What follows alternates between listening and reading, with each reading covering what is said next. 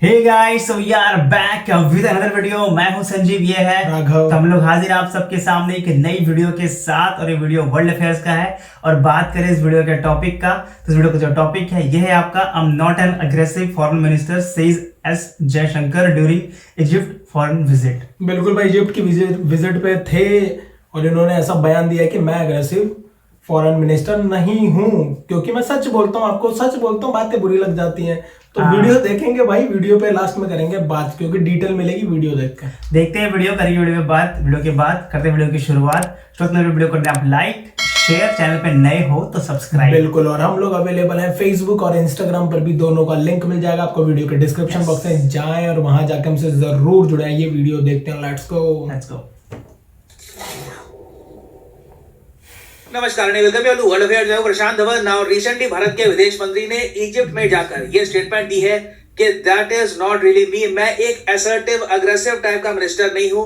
मैं भारत का जो पॉइंट है ये दुनिया के सामने रखता हूं, और इसके साथ साथ हमारी ये भी कोशिश होती है कि कंट्रीज को ये बात समझ में आए कि भारत जो स्टेप्स ले रहा है इसके रीजन क्या है। इसके अलावा भी इन्होंने बहुत सी इंपॉर्टेंट बातें बोली है भारत की विदेश नीति को लेकर और इनकी अप्रोच को लेकर। और ये सब स्टेटमेंट्स दी कहां पर गई है?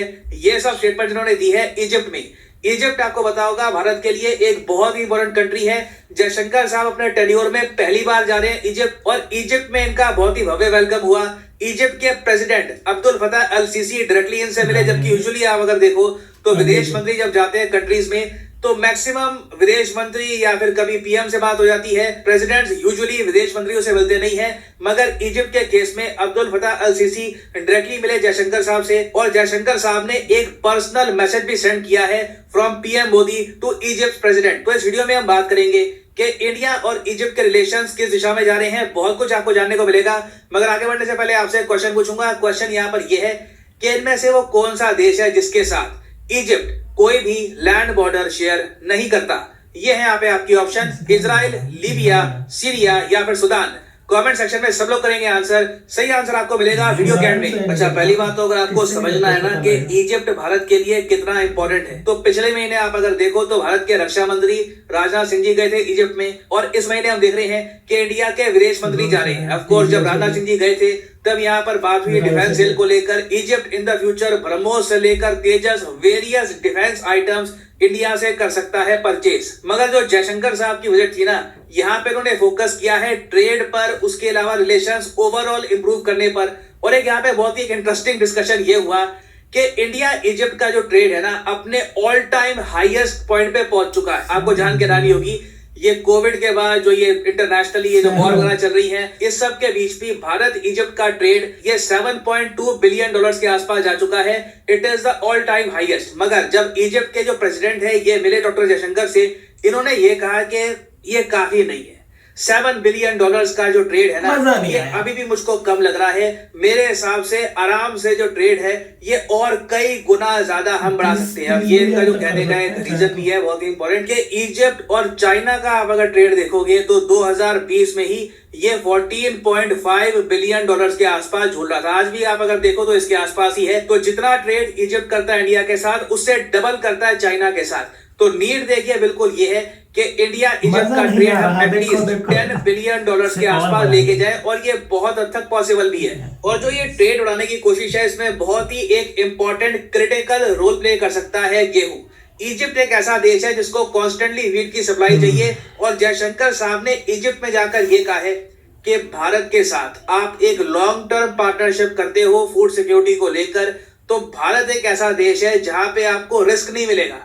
नहीं तो यूक्रेन रशिया इनका कुछ पता नहीं है। अगले हफ्ते अगर मान लो न्यूज आती है कि यूक्रेन रशिया के बीच में समझौता हो गया, कोई बड़ी बात नहीं है कि 2-3 साल बाद रशिया फिर से आक्रमण कर दे यूक्रेन पर। मगर इंडिया एक ऐसा देश है जिसके साथ अगर Egypt proper long term relation बनाता है तो लगातार हम लोग गेहूं एक्सपोर्ट करते रहेंगे इजिप्ट को। ना ये तो बात हो गई कि ट्रेड की। ट्रेड के अलावा ना इंडिया ने एक बहुत ही इंपॉर्टेंट मूव यहाँ पर चला है। आपको पता होगा कि G20 का जो समिट है 2023 का, ये होस्ट करेगा भारत। और क्या इजिप्ट G20 का मेंबर कंट्री है? तो इसका आंसर है नहीं।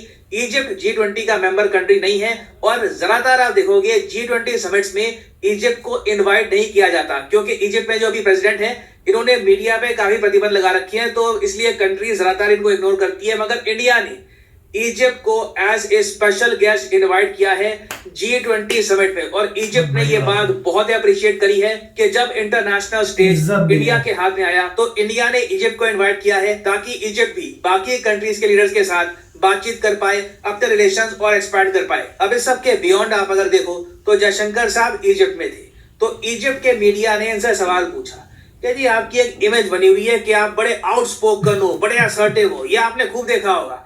जयशंकर साहब पे जब भी आर्टिकल पब्लिश होता है ना तो यहाँ पे कहते हैं सीजन डिप्लोमेट थे ये, इन्होंने एज राजदूत काफी बार इंडिया को रिप्रेजेंट किया यूएसए में और वेरियस कंट्रीज में, मगर जब से ये विदेश मंत्री बन गए हैं बहुत आउटस्पोकन है। भारत के इतिहास में आज तक ऐसा आउटस्पोकन खुल के बोलने वाला विदेश मंत्री नहीं आया। नहीं तो यूजुअली आप देखोगे यूएसए की तरफ से, यूरोप की तरफ से स्टेटमेंट आती थी, हम सर नीचे करके खड़े हो जाते थे, हमारी तरफ से कोई जवाब नहीं आता था। मगर जयशंकर साहब ने प्रॉपरली आप कह लीजिए एक्सप्लेन करके काफी बार यूएस और यूरोप को खुद की हिपोक्रेसी याद दिलवाई है। और जब जयशंकर साहब से पूछा गया कि आप ये बड़े असर्टिव हो, बड़े खुल के अग्रेसिवली बात करते हो, तो इन्होंने यहाँ पर जवाब दिया कि देखिए मैं असर्टिव नहीं हूं, मेरा कोई नेचर नहीं है कि मैं एक असर्टिव आदमी हूं, बस कंट्रीज को बिल्कुल एक अग्रेसिव टोन में बात करूंगा, ऐसा कुछ नहीं है। मेन पॉइंट यहाँ पर यह है कि एज ए कंट्री हमारी पोजीशन दुनिया के सामने क्लियर होनी चाहिए, हमारे जो इंटरेस्ट हैं ये दुनिया के सामने क्रिस्टल क्लियर होने चाहिए। उसके अलावा इन्होंने यहाँ पर यह भी ऐड किया कि काफी बार सिचुएशंस आती हैं जब बाकी देश, बाहर की कई जो ताकतें हैं वो भारत को प्रेशराइज और पुश करने की कोशिश करती है, वो कोशिश करती है कि अपनी सॉफ्ट पावर का यूज करके वो भारत की विदेश नीति को इम्पैक्ट करेंगे। मगर ऐसे टाइम में ना आपको खोल के अपने देश का स्टैंड सामने रखना होगा। अब हालांकि अब जब आप ऐसा करोगे, स्पेशली एक ऐसे टाइम में जब दुनिया भर में वॉर चल रही है, तो आपको फोर्सफुलनेस दिखानी होगी, आपको कई जगह एक जम के जवाब देना होगा ताकि दूसरी साइड आपका व्यू पॉइंट समझ पाए। मगर आपके जवाब में रीजन होना चाहिए, आपके जवाब में एक्सप्लेनेशन होनी चाहिए। देखो आप नोटिस करोगे जयशंकर साहब ने कभी ये नहीं कहा कि USA can mind its own business, we will not listen to US, हम गुलाम नहीं है, ऐसी भाषा नहीं। जब भी इन्होंने अपना रैशनल दिया है एक एक्सप्लेनेशन के साथ, एक अपना व्यू पॉइंट सामने रखा है। और मैंने नोटिस किया काफी बार यूएसए में जो कई जियोपॉलिटिकल थिंकर्स हैं उन्होंने ऑन रिकॉर्ड कहा है कि ठीक है हम एक बार को इंडिया की पोजीशन कुछ हद तक समझ सकते हैं, एटलीस्ट इंडिया ने फ्रैंकली ओपनली अपनी बात दुनिया के सामने रख दी। तो इसी बात पर फोकस करते हुए उन्होंने ये कहा है कि ये काफी बार मुझे करना पड़ता है, मगर इसका मतलब ये नहीं है कि मैं नेगोशिएशंस में भी या फिर पर्सनल कुछ बातचीत हो रही है किसी मिनिस्टर के साथ, वहां पर भी बहुत ही एक असर्टिव अग्रेसिव तरीके से बात कर रहा हूं। ज्यादातर मेरी कोशिश होती है कि हारमोनियस तरीके से दोनों पार्टीज एक दूसरे के इंटरेस्ट समझ पाए और दोनों मिलकर काम करें। और यह स्टेटमेंट भारत के बाहर देना बहुत ही ज्यादा इंपॉर्टेंट है, क्योंकि देखिए वेस्टर्न मीडिया ना यूजुअली क्या करता है कि बाहर के कंट्रीज के जो नेता है उनकी एक इमेज बना लेता है। तो जयशंकर साहब ने यह इंश्योर कर लिया है कि यूएस मीडिया को कभी ये इतना रूम नहीं देंगे कि इनकी एक इमेज बना दी जाए कि ये तो जी बड़े अग्रेसिव, जयशंकर साहब ने बोल दिया वो तो बस पड़े। इन्होंने दुनिया के सामने अपना व्यू पॉइंट रखा है कि मैं सिर्फ अपने कंट्रीज के जो इंटरेस्ट हैं इनको आगे फॉरवर्ड कर रहा हूं। इसमें काफी बार मुझको फ्रैंकली बात करनी होती है, उसको असर्टिवनेस या फिर अग्रेसिवनेस मत मान लेना। तो बहुत ही अच्छा मूव था ये, और इजिप्ट परफेक्ट कंट्री थी ये स्टेटमेंट देने के लिए। ना वापस आते हैं अपने क्वेश्चन की तरफ कि कौन सा देश है इनमें से जो इजिप्ट के साथ कोई बॉर्डर शेयर नहीं करता। तो सही आंसर यहाँ पर पता है क्या है? मुझे पता नहीं कितने लोगों ने सही किया होगा, I am really interested genuinely कितने लोगों ने सही किया होगा। सही आंसर की यहाँ पे है सी, सीरिया। जी हाँ, इजिप्ट सूडान के साथ बॉर्डर शेयर करता है। इधर यहाँ पे देख लो, ये जी आपका इजिप्ट सूडान के साथ बहुत बड़ी बॉर्डर शेयर करता है, लीबिया के साथ बॉर्डर शेयर करता है, इजराइल के साथ बॉर्डर शेयर करता है, मगर सीरिया के साथ इजिप्ट की कोई भी बॉर्डर आपको नहीं मिलेगी। तो इसलिए Syria is the right answer. और फाइनली यहाँ पर मैं ये भी याद कर दूं कि आप किसी भी एग्जाम की तैयारी कर रहे हैं, स्पेशली अगर आप यूपीएससी एग्जाम की तैयारी कर रहे हैं, लाइव में एक बार आप चाहते हैं कि प्रॉपरली यूपीएससी एग्जाम का आपको अटेम्प्ट देना है, तो कमेंट सेक्शन में जाइए, यहाँ पर पिन कमेंट में आपको मिलेगा लिंक यूपीएससी सब्सक्रिप्शन का, यहाँ पे आप कर ले सकते लेना यार भाई। हैं और यहाँ पे आप परचेज कर पाएंगे किसी को लेना अनअकैडमी हो का तो। UPSC course. PD इस 10 कोर्स डाल के देना, अंदर आपको लाइव डिस्काउंट क्लासेस है। मिलेंगी, स्ट्रक्चर्ड कोर्स होगा, पीडीएफ यहाँ पे आपको मिलेगी, 300 डालना पूरा लाइव डिस्काउंट टेस्ट फ्री। होंगे, लाइव क्विजेस होंगे। और अगर आपके पास अभी टाइम है, आप कॉलेज स्टूडेंट हैं, आपके पास अभी 2-3 साल का टाइम है, आराम से अटेंड करना यूपीएससी एग्जाम कुछ सालों बाद, तो जो 36 महीने का कोर्स है ये आप कर सकते हैं परचेज। मगर जो प्राइस यहाँ पर लिखा है करीब 2,996 रुपीज पर मंथ, ये पे मत कर देना।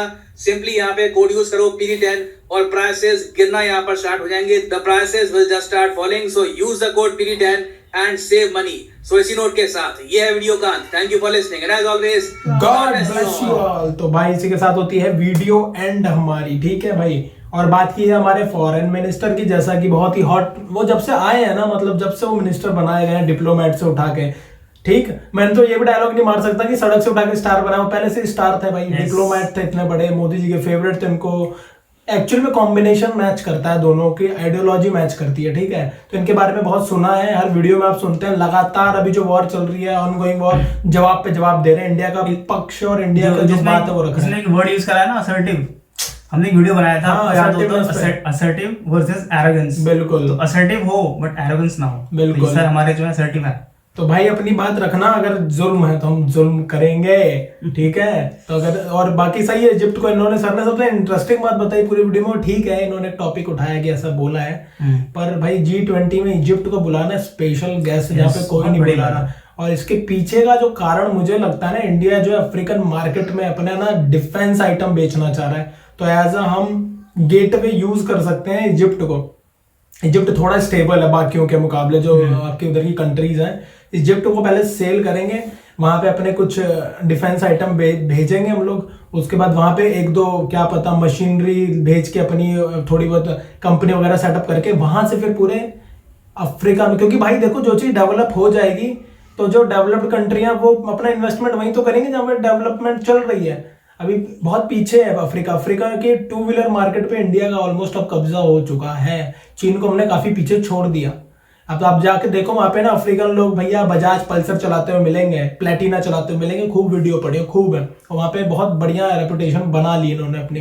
तो इस तरीके से ही हम, और हमारी दवाइयों का दवाई आपको पता ही है WHO के थ्रू ही पूरी जाती है अफ्रीकन कॉन्टिनेंट में। बीच में भी हादसा हो गया था, कुछ बच्चे मर गए, तो वो कफ सिरप वाला जो सीन हुआ था भी एक हफ्ते पर मुझे लगता भी है कि जो अफ्रीकन कॉन्टिनेंट है इसमें जितने भी कंट्रीज हैं, मतलब ऑब्वियसली बात है कि वो रिसोर्सेज हैं बट बहुत ज्यादा फिर भी गरीब है, ठीक है। उनके पास यार निकालने का, या फिर मेरे को लग रहा है समझ नहीं है, या जो भी है उनका यूज किया जा रहा है। तो ऑब्वियसली बात है वो मार्केट भी बड़ी है, बहुत बहुत बहुत बड़ी मार्केट है। और इंडिया शायद ये भी सोच, जैसे कि राघव ने कहा कि एक तरीके से गेटवे है, एक पाथ है कि हम अफ्रीकन कंट्रीज में पहुंच जाए उसके। बिल्कुल। और वहां पे भाई गोल्ड के रिजर्व्स आप उठा लो, लिथियम के रिजर्व्स, कोयला है, जितने भी मिनरल्स हैं, इतना बड़ा कॉन्टिनेंट ही है यार पूरा। और आप देखो वहां पे एक्चुअली में जो मेन प्रॉब्लम है एथिकल टेंशंस है। अब उनकी मैप देखोगे तो एकदम स्केल पकड़ के काट लिया गया है, बहुत फैला हुआ है वो, स्केल की तरह काटा हुआ है पूरा मैप। देखना एकदम स्ट्रेट लाइन है, स्ट्रेट लाइन है, ऐसे थोड़ी बढ़ता है। हमारा देश ही देख लो यार, मैप कैसे कैसे अलग अलग, यूपी MP में घुसा है, कहीं MP यूपी में घुसा हुआ है। तो जैसे लोग जहाँ रहते हैं उस हिसाब से मैप किया जाता है, वहाँ पे बहुत बुरा हाल है। तो इसीलिए काफी लड़ाइयाँ चलती हैं, काफी उग्रवादी संगठन है वहाँ पे, आतंकवादी भी बोल सकते हो पर उग्रवादी है एक्चुअली में जो वर्ड यूज करूंगा मैं। इस वजह से स्टेबिलिटी नहीं है, और थोड़ा अभी लोग जो है ना, समझ रहे हो, वो थोड़ा रेसिज्म भी है उन लोगों के लिए।